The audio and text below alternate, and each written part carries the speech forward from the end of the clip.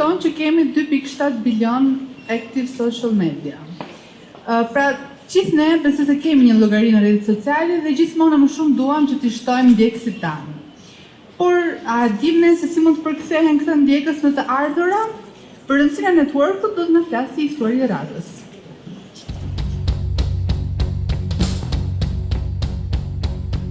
Driton Musolli është CEO dhe bashkëthemeluesi Transmogul, me më shumë se 10 vjet përvojë në administrimin e biznesit dhe me më shumë se 5 vite përvojë në industrinë e transportit dhe logjistikës.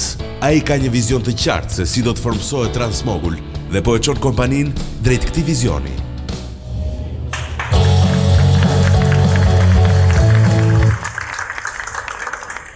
Përshëndetje të gjithëve.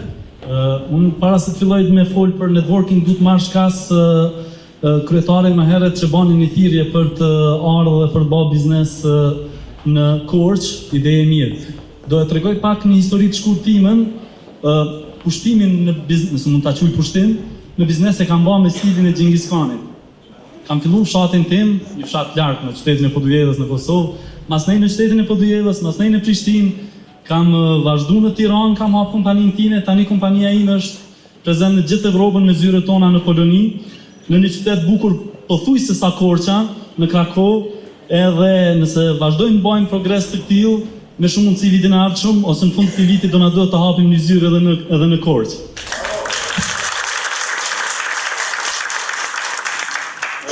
Suksesin e kompanisë tonë ja atribuojmë shumë evenimenteve, shumë elementeve të vogla. E kam thënë edhe herë të tjera që suksesi nuk është një fotografi e madhe, është më shumë një mozaik i cili përbëhet nga disa elemente të vogla. Networking për neve ka qenë i rëndësishëm.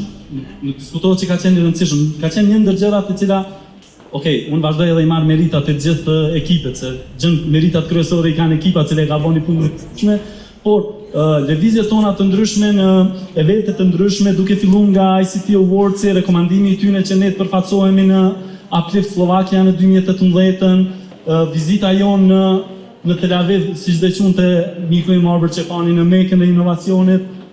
Krejt këto kanë ndikuar që në vitin 2018 neve të pikasemi nga disa investitorë mjaft serioz dhe në 2019, në fund të 2019-s neve e mbyllëm një raund investimi edhe atributin kryesor të raundit investimi ja u dedikoj gjithë eventeve, gjithë takimeve që kam pas me njerëz. Tani, të marrim tips and tricks, qysh me qenë sa më mirë në një networking event, është e kotë se gjithë kemi llogari në rrjetet sociale dhe çdo ditë na vin ads se qysh mund të jemi më aktiv, qysh mund të bëjmë diçka. Unë këshillën kryesore të cilën do ja kisha dhënë të rinjve në rrjetet në eventet të rrjetizimit, në network events, don't get drunk. Mos pini alkool. Shumicën e hera ofrohet një ven ose një shampanjë atë dhe po fillove mas nej është e vështirë të ndalosh. Por ekzistojnë disa elemente tjera të cilat janë shumë të nevojshme që një i ri t'i përgatis para se të shkojë në event. Dhe ti përgatit me qëllimin që t'jetë sa më mirë në një event, po ato do ta ndjekin gjithmonë në rutinin e tina. Janë disa përgjigje të cilat secili i ri i cili tenton që të bëjë një ndërmarrësi apo të ketë sukses apo të zgjerohet më shumë, të bëjë një skel, qoftë lokal, qoftë ndërkombëtar, janë disa përgjigje të cilat duhet të di në 2 mëngjesit. Janë disa përgjigje të cilat se s'bën, ai duhet të ketë përgatit me kohë. Me qëllimin që të jetë i mirë në evente, por përgjigjet të cilat do ndjekin gjithmonë. Unë do i kisha rendit goals, se cili i ri, cili shkon në një event, do të di se cili është qëllimi i tina, pse po shkon në atë event. Do të jetë i para përgatitur për njerëz të cilët do jenë aty, çfarë do flasim me ta, të jetë i qartë, edhe të ketë kërkesa adekuate se çfarë pretendon. Partneritet, investim, apo ka ardhur për të pirë gotë vend. Të gjitha këto e ndihmojnë në hapin e parë për të qenë sa më për të dalë me një rezultat sa më të mirë nga networking. Unë në fakt jam kundër business kartave të printuara, edhe pse pak më herët një miku im më tha që business karta është ndër vetmet mjetet biznesit të cili i ka rezistu kohës për kohë gjatë. Unë jam kundër për efekt natyror, për shkak se jam kundër prerjes së drunve për për të prodhuar vizitkarta. Unë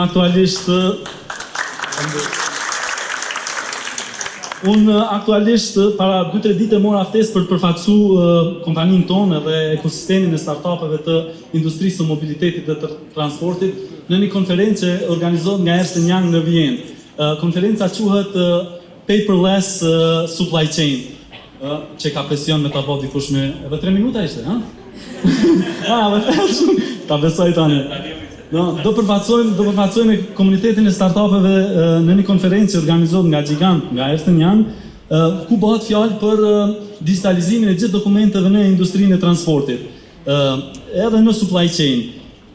Aktualisht ligjit e Bashkimit Evropian janë duke u punu në atë drejtim dhe duke u bani punë jashtëzakonshme, janë duke u punu në atë drejtim që blockchaini, teknologjitë e reja të ndihmojnë në këtë rast edhe në ruajtjen e ambientit, në mos dëmtimin e pyjeve dhe mos rrjedhjen e pyjeve për të printuar letra. Sot i gjithë procesi i transportit të animalit nga një vend në vendin tjetër është i përcjellur me dokumente fizike. Tani neve nga një cep i vogël i Tiranës, në sloganin Pick, Click, Ship, jemi mundu që të bëjmë një digitalizim, të ofrojmë një mundësi ndrysh të bërjes së transportit. Unë jam shumë krenar që bashkë me ekipin tim në vitin 2018 jemi përzgjedhur mesin e 7 kompanive më inovative në Europë për mobility edhe transportation, vetëm për faktin se neve kemi implementuar metoda të reja të bërjes së punës. Neve që jemi pjesë e industrisë dinë që 40% e kamionat që i shohim ne në rruga ta lëvizin bosh, edhe platforma jonë konsiston këtu. E zgjedh problemin e lëvizjes bosh të kamionave, duke bërë real time matching between carriers, duke bërë takim real midis pronarëve të kamionëve dhe atyre në nevojë për transport, neve kemi arritë që të zvoglojmë përqindjen e dioksid karbonit që lirohet nga kamionat që lëvizin bosh. Edhe sa minuta? Okej, shumë mirë. Më duket që jam duke përdor minutat mirë. Duke arrit me eliminu lëvizjen e kamionave bosh, neve kemi ndiku në ekonomi, në përfitime më të mëdha të kompanive të transportit, duke better utilize their fleet.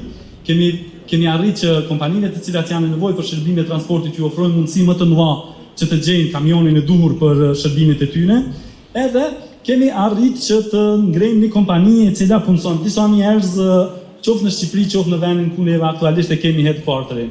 Jam po ashtu shumë i lumtur që në marrëveshjen e fundit bashkë me investitorët kemi vendosur që R&D-ja, Research and Development, të mbahet në Shqipëri, numri i madh i punonjësve do jetë këtu në Shqipëri. Kompania do përfaqësohet vetëm me BizDev dhe me Salesforce në shtetin e Polonisë për të mbuluar Evropën qendrore. Pretendojmë që gjatë 2020-s të hapemi në Gjermani. Midis Spanjës dhe Italisë neve do kishim për shkak të numrave, për shkak të matematikës do kishim zgjedhur Spanjën. Mirë po unë si kosovar me pasaportë kosovare nuk hap dot kompani në Spanjë, kështu që po presim derisa të marr pasaportën shqiptare ose derisa Spanja ta njohë Kosovën.